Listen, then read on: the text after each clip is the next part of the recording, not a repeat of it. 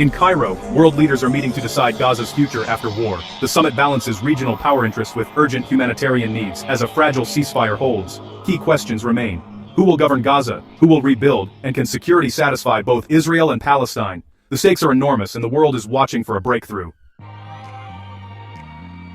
Amid intense international diplomacy and weeks of uncertainty, we've witnessed powerful, deeply moving moments. Israeli hostages and Palestinian detainees finally reunited with their families in a landmark exchange that has captured the world's attention. These reunions, filled with tears, relief, and overwhelming emotion, are a testament to the resilience of families on both sides who have endured unimaginable hardship and waited anxiously for news of their loved ones.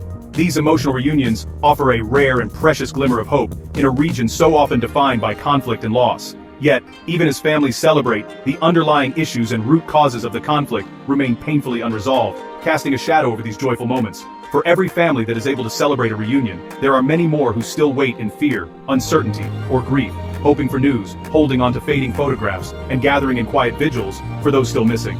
This exchange marks a significant step forward, a moment of progress that many thought impossible just weeks ago.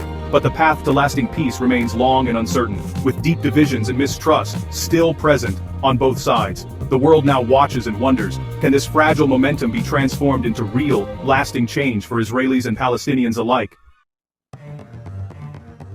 In Madagascar, President Rajoelina has fled into exile as military rebels join youth-led protests. Frustration over corruption and lack of opportunity fueled a Gen Z movement, now backed by the armed forces. The president calls for dialogue, but his grip on power is gone. The world waits to see if Madagascar can avoid deeper chaos.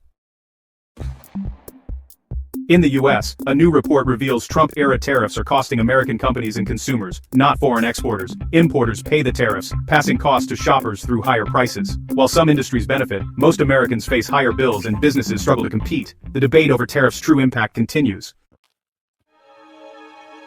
In sports, Wales World Cup hopes took a hit after a narrow loss to Belgium. The team now faces a tough playoff route, their dream hanging by a thread. Coach Craig Bellamy urges resilience. While the direct path is gone, the journey isn't over. The coming months will test their resolve.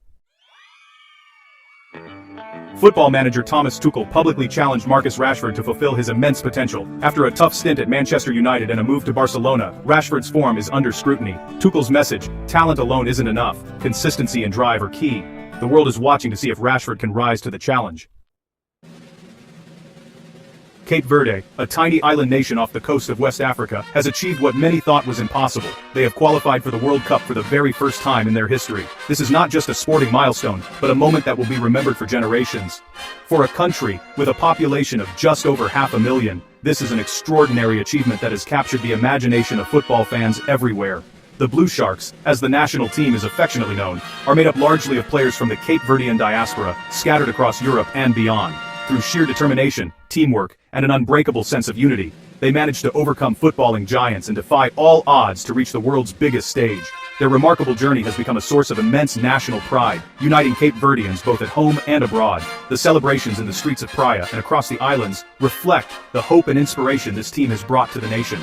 Cape Verde's qualification proves that even the smallest nations, with limited resources but unlimited dreams, can rise to compete on the global stage. Their story is a testament to the power of belief and perseverance. As news of their success spreads, Cape Verde's football story is already winning hearts around the world, inspiring countless others to believe that anything is possible. That's our global roundup, from fragile peace talks to Cape Verde's historic joy. These stories are shaping our world, and we'll keep following them as they unfold. Thank you for joining me. Subscribe for more updates and deeper dives into the headlines that matter.